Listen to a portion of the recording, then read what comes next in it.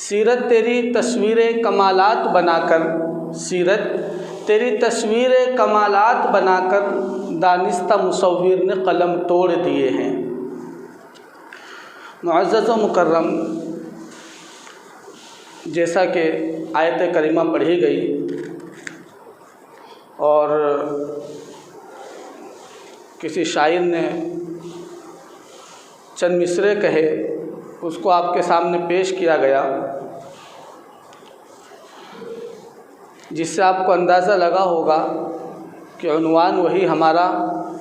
گزشتہ ہفتوں سے جو چلا آ رہا ہے اسی کے اوپر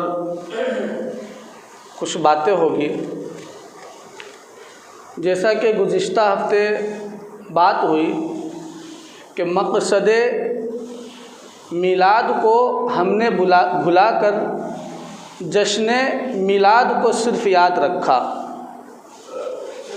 اور آج عنوان ہے کہ جناب نبی کریم صلی اللہ علیہ وسلم چونکہ امت کے لیے اور یوں کہیے کہ کائنات کے لیے قائد، رہبر، رہنما اور سردار بنا کر بھیجے گئے، ایک پیغمبر اور رسول بنا کر بھیجے گئے، تو آپ صلی اللہ علیہ وسلم کی ذات اقدس، آپ صلی اللہ علیہ وسلم کی زندگی کے حالات، آپ صلی اللہ علیہ وسلم کا اٹھنا بیٹھنا، آپ صلی اللہ علیہ وسلم کا چلنا پھرنا، آپ صلی اللہ علیہ وسلم کا پہننا اوڑھنا، آپ صلی اللہ علیہ وسلم کا کھانا پینا، گویا کہ آپ صلی اللہ علیہ وسلم کی ساری زندگی ایک ایمان والے کے لیے نمونہ ہے، آئیڈیل ہے۔ اگر کوئی انسان چاہتا ہے کہ وہ دنیا و آخرت کے اندر کامیاب ہو تو اسے جناب نبی کریم صلی اللہ علیہ وسلم کی سیرت کا مطالعہ کرنا ہوگا، جناب نبی کریم صلی اللہ علیہ وسلم کی حالات زندگی کے اوپر گہری نظر رکھنی ہوگی، تو وہ شخص ہر میدان کے اندر، ہر فیلڈ کے اندر کامیاب ہوتا چلا جائے گا۔ اگر وہ انسان دولت مند ہے تو اسے جناب نبی کریم صلی اللہ علیہ وسلم کے تاجرانہ کردار کو دیکھنا ہوگا۔ اگر تم غریب ہو تو شیاب ابی طالب کے قیدی کا حال پڑھو، اگر تم بادشاہ ہو تو سلطان عرب کا حال جانو، اگر تم رعایا ہو تو پھر تمہیں قریش کے محکوم کا مطالعہ کرنا ہوگا، اگر تم فاتح ہو تو بدر حنین کے سپہ سالار کے اوپر نظر جماؤ، اگر تم شکست کردہ قوم ہو تو تم معرکہ احد سے سبق حاصل کرو، اگر تم استاد اور معلم ہو تو صفہ کی درسگاہ کے معلم مقدس کے اوپر نظر جماؤ، اگر تم تاجر ہو تو مکہ کے تاجر اور بحرین کے خزینے دار کے حالات کا مطالعہ کرو، اگر تم شوہر ہو تو خدیجہ اور عائشہ کے شوہر کی حالات زندگی کے اوپر گہری نظر رکھو، اگر تم باپ ہو تو فاطمہ کے باپ اور حسنین کے نانا کے زندگی کا مطالعہ کرو۔ گویا کہ تم جس فیلڈ کے اندر ہو، جناب نبی کریم صلی اللہ علیہ وسلم کی زندگی ہمارے اور آپ کے لیے ایک نمونہ ہے، رہبری کرتی ہے، یہ زندگی ہمیں راستہ دکھلاتی ہے۔ اس لیے ہمیں چاہیے کہ جناب نبی کریم صلی اللہ علیہ وسلم کی حالات زندگی کا مطالعہ کرے، اسے ہم روشناس ہو۔ جناب نبی کریم صلی اللہ علیہ وسلم کے یوں تو بہت سارے اوصاف ہیں، ان میں سے چند اوصاف کو بیان کیے دیتے ہیں کہ سب سے پہلا وصف جناب نبی کریم صلی اللہ علیہ وسلم کے اندر جو تھا وہ وصف اور صفت تھی بہادری کی، شجاعت کی، کہ اگر کوئی شخص ایک قائد، ایک رہنما اور ایک سردار بننا چاہتا ہے تو اس کے اندر بہادری ہونی چاہیے، شجاعت ہونی چاہیے، ہمت اور جوامردی ہونی چاہیے۔ اگر کوئی شخص بہادر نہیں ہے، وہ حالات سے ڈر جاتا ہے، تو پھر وہ کبھی قائد اور رہنما نہیں بن سکتا۔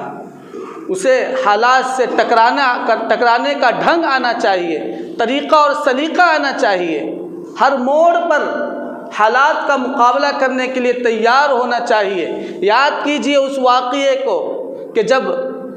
حنین کا منظر سامنے ہے،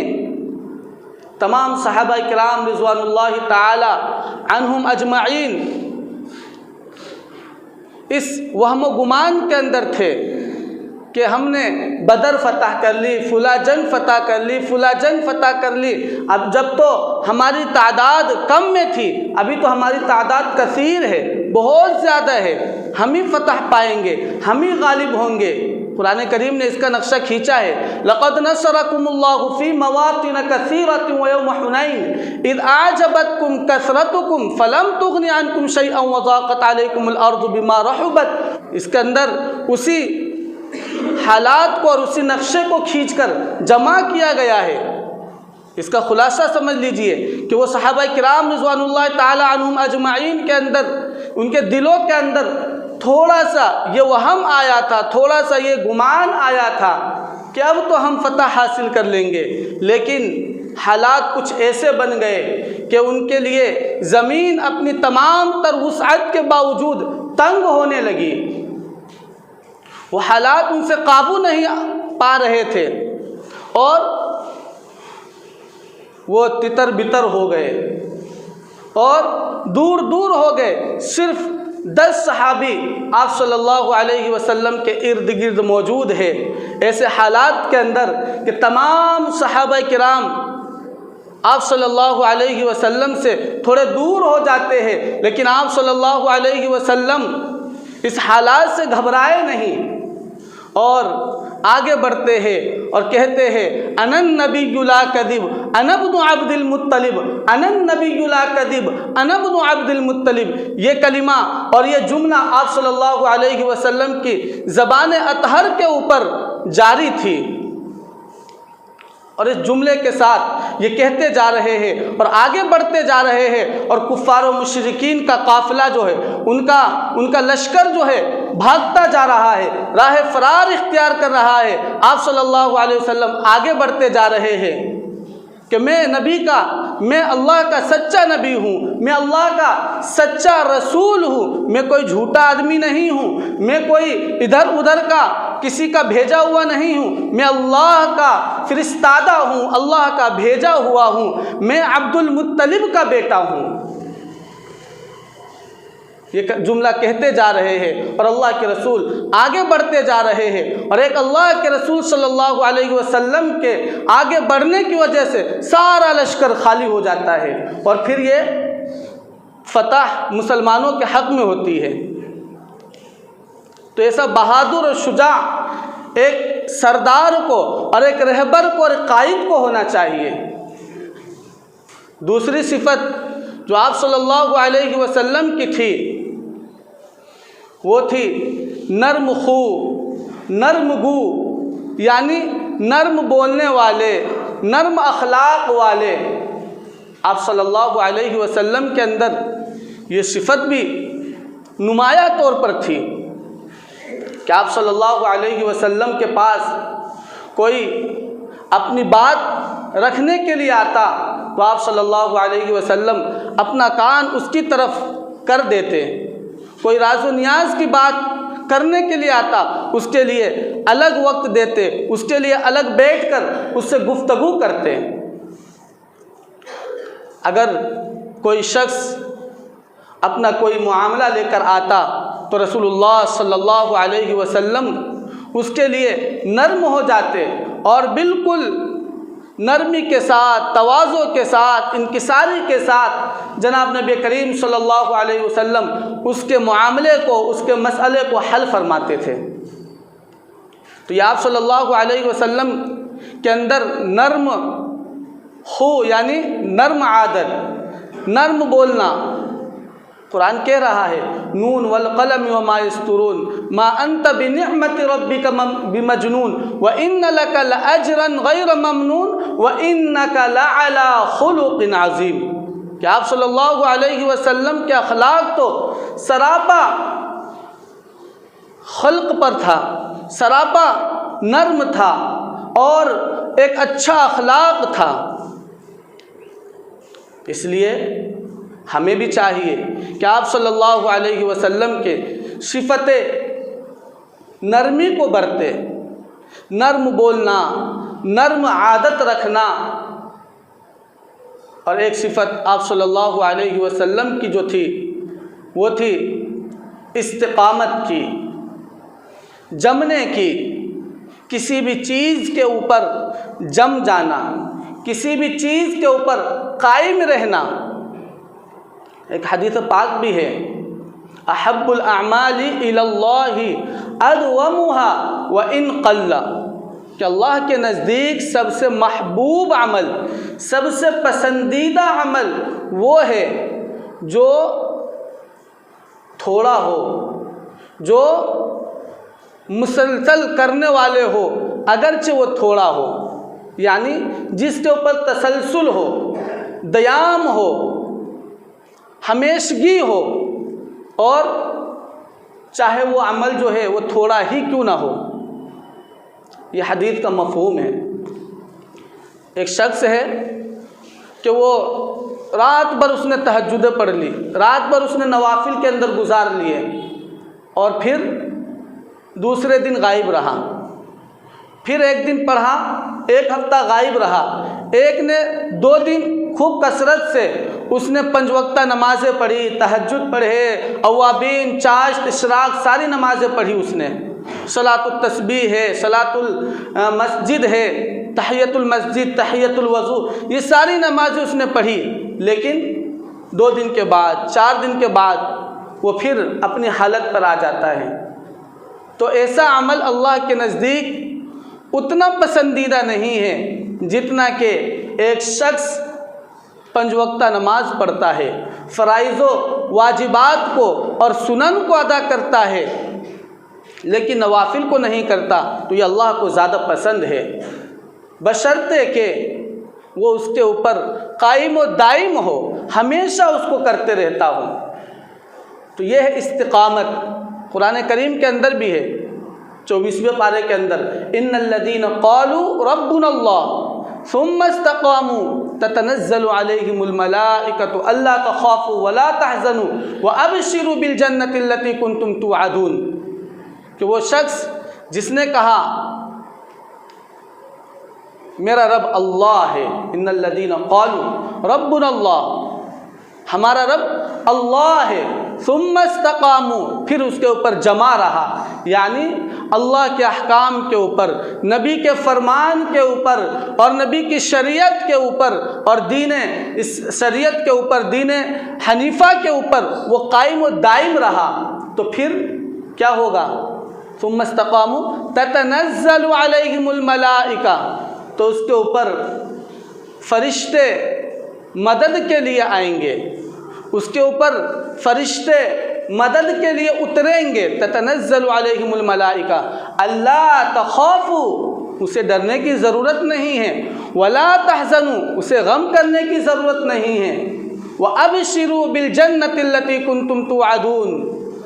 اور اللہ تبارک و تعالیٰ کہہ رہے ہیں کہ ایسے بندوں کے لیے کہ جس نے اللہ کو اپنا رب مانا، اس کے اوپر قائم رہا، تو اس کے لیے فرشتے مدد کے لیے اتار دیے جاتے ہیں، اور اسے ڈر اور خوف کی اور غم کی ضرورت نہیں ہے، اور اللہ تعالیٰ کہہ رہے ہیں کہ اسے بشارت سنا دیجئے اس جنت کی جس کا اس سے وعدہ کیا جا رہا ہے، وابشروا بالجنۃ التي کنتم توعدون نحن اولیاؤکم فی الحیات الدنیا وفی الآخرہ۔ اللہ تبارک و تعالیٰ فرما رہے ہیں ہم تو تمہارے دوست ہیں، نحن اولیاؤکم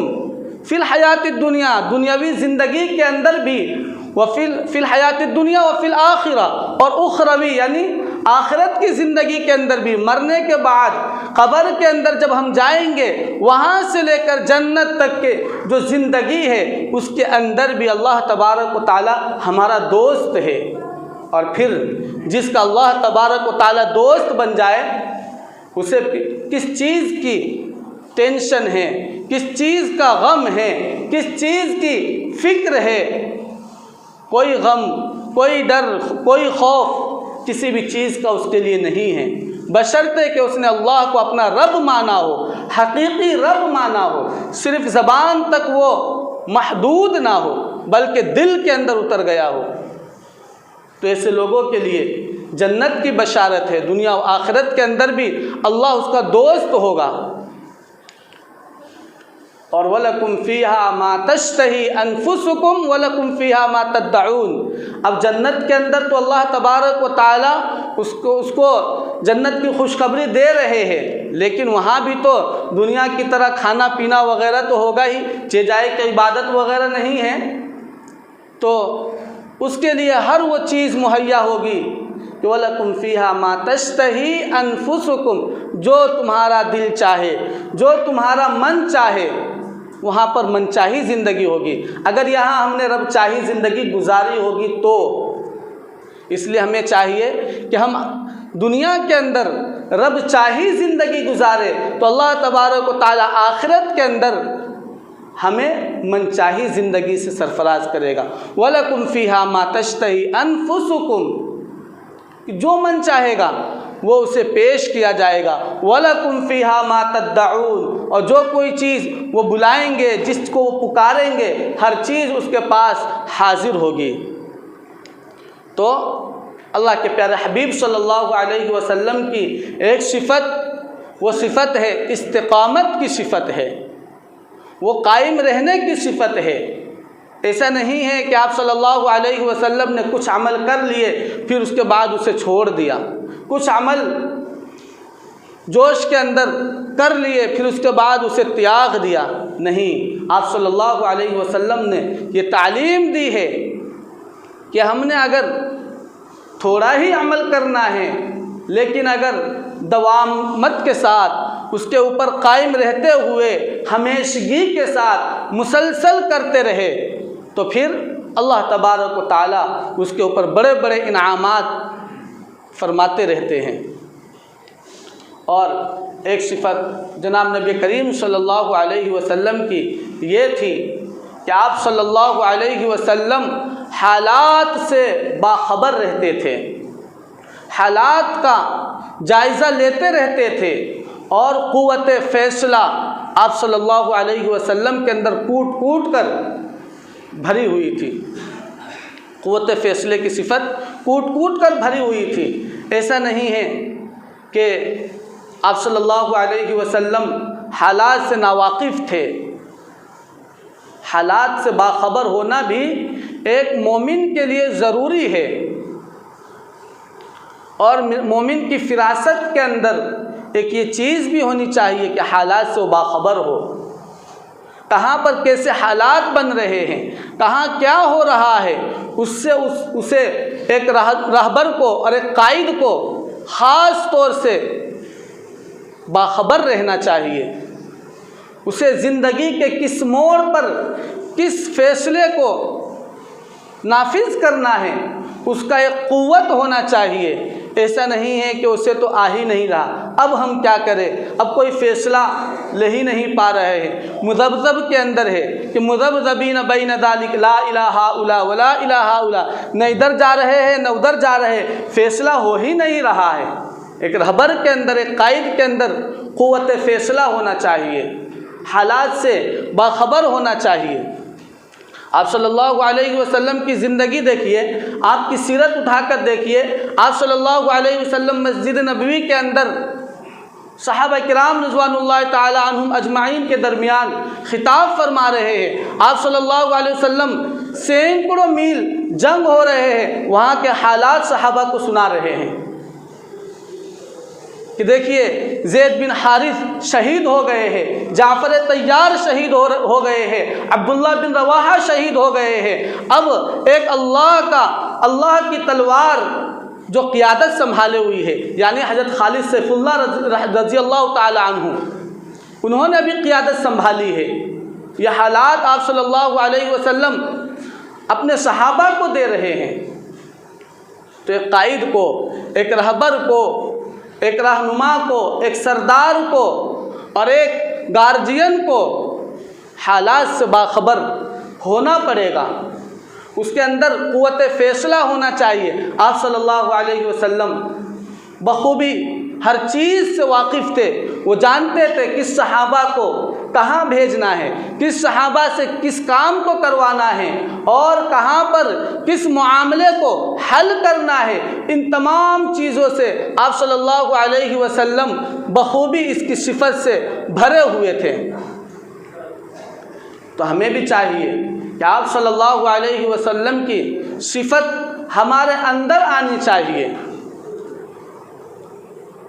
کہ نرم خو ہو، نرم گو ہو، نرم عادت ہو، نرم لہجہ ہو۔ آپ صلی اللہ علیہ وسلم کی صفت بہادری ہمارے اندر ہو، آپ صلی اللہ علیہ وسلم کی صفت قوت فیصلہ ہمارے اندر ہو، آپ صلی اللہ علیہ وسلم کے جو مشورہ